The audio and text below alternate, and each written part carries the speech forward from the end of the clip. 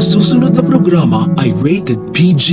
Ito ay nangangailangan ng patnubay at gabay ng magulang para sa mga batang manonood. Nalagay sa panganib ang buhay ni Lolo Pepe dahil sa kademonyuhan ni Moira at Zoe para wag lang malalantad ang tinatago nilang sikreto na hindi totoong tanyag si Zoe. Pero gagawa ng paraan si Lolo Pepe para makatakas siya kay Moira at maipakulong ang manugang niyang demonya matapos niyang ilantad na hindi anak ni Obeng si Zoe.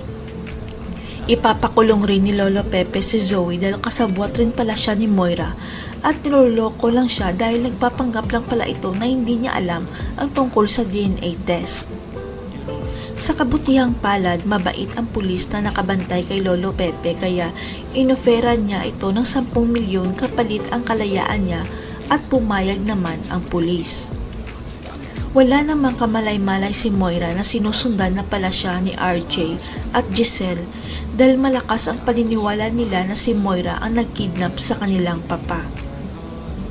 Ang ipinagtataka lang ni RJ at Giselle kung ano ang dahilan kung bakit dinukot ni Moira ang tatay nila at yun ang gustong malaman ni Giselle sa pagdating ng mga pulis.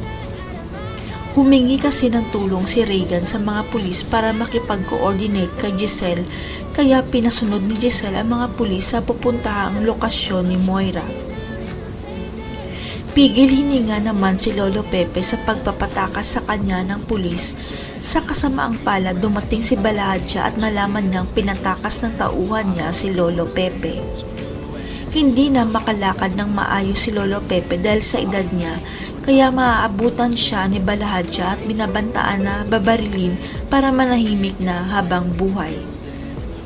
Hanggang sa dumating na ang mga matitinong pulis para sagipin si Lolo Pepe, kaya lang matatamaan ng bala si Lolo Pepe at mag-aagaw buhay siya kaya sinugod siya sa ospital.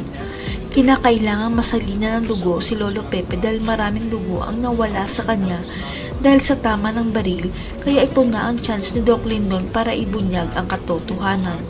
Sasabihin ni Doc Lindon na siya na ang magdodonate ng dugo kay Lolo Pepe dahil sigurado siya na magmamatch silang dalawa dahil siya pala ang anak sa labas ni Lolo Pepe. Kaya sa pagising ni Lolo Pepe sasabihin ni Lindon sa tatay niya na ako po ang anak niyo sa labas tay kaya nagmatch po ang dugo nating dalawa. Nabanggit ni Giselle na maraming sikreto ang papa nila at isa na doon ang sikreto na may anak pala siya sa labas dahil siya ang tunay na ama ni Doc Lindon. Si Lindon kaya ang tinutukoy ni Kinito na ipina-DNA test ni Lolo Pepe. Matanggap kaya ni Giselle at Ubeng na may kapatid pala sila sa labas? Abangan.